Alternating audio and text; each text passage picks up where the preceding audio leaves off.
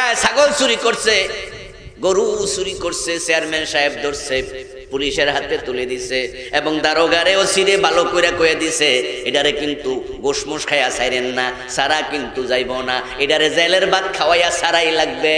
তার জ্বালা আমার এলাকার মানুষেরা ঘরের দরজা খুলে ঘুমাইতে পারে না। এবার দারোগা সাহেব বলল ঠিক আছে দিলাম জেলে। এই ছাগল চোর জেলে গেল। জেলে যখন ঢোকে তখন তাকে ছাগল চোর, যখন জেল থেকে 6 মাস পর বের হয় তখন সে ডাকাত হয়ে বের হয়। কারণ সৎসঙ্গে স্বর্গবাস, অসৎ সঙ্গে। জেলখানায় যাওয়ার পরে তার সাথে দেখা হয় যারা যাবজ্জীবন কারাদণ্ডের আসামি, বড় মোছওয়ালা, দোরা কাটা জামা গায়ে, 15 বছরের জেল। ওই বেটাদের সাথে ছাগল চোরের সাক্ষাৎ যখন হয় তখন ছাগল চোরকে জিজ্ঞাসা করে কিরে নতুন আইছত নাকি? ও বেটা মাথা নোয়ায় কয় জি বস কালকে ঢুকছি। তা তো বুঝলাম, কি করছ, অপরাধ কি, মামলা কি? শর্মে কয় না ছাগল চুরি করছি। ও বেটা দমক খাইয়া পরে স্বীকার করে স্যার ছাগল চুরি করছি। ওই মোছওয়ালা কয় তোদের কারণে জেলের বদনামি, জেলে যেহেতু আইবি বড় কিছু কইরা আইতে পারতি না। ওই ছাগল চোর কয় স্যার তা আপনি কি কইরা আইছেন? তখন বেটা নিজের ফিরিস্তি শোনা, ব্যাংক ডাকাতি করতে গেছিলাম, গাড়ি ডাকাতি করতে গেছিলাম, ওখানে ব্যাংক ডাকাত, গাড়ি ডাকাত, বড় বড় ক্রাইম ক্রিমিনাল আছে কিনা?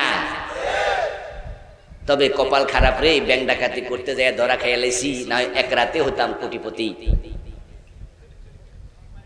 আশ্চর্য হয়ে ছাগল চোর কয় বলেন কি এক রাতে কোটিপতি?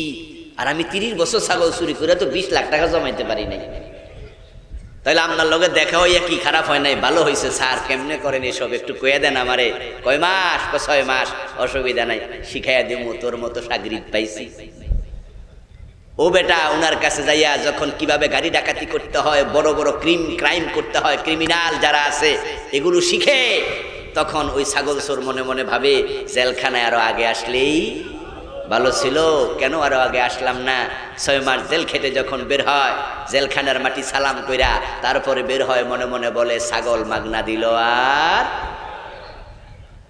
আমার প্রিয় ভাই, যদি আপনি হাত কেটে দিতেন জেলে না দিয়া ওই লোকটা ডাকাত হতো না, বরং ইসলামের বিধান কত সুন্দর, চোর ধরে হাত কেটে দাও।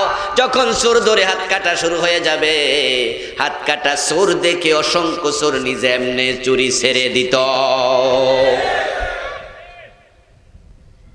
নেতা হোক, এলাকার প্রভাবশালী ব্যক্তি হোক, এমপি হোক আর মন্ত্রী হোক, চুরি করবে হাত কেটে দেয়া হবে।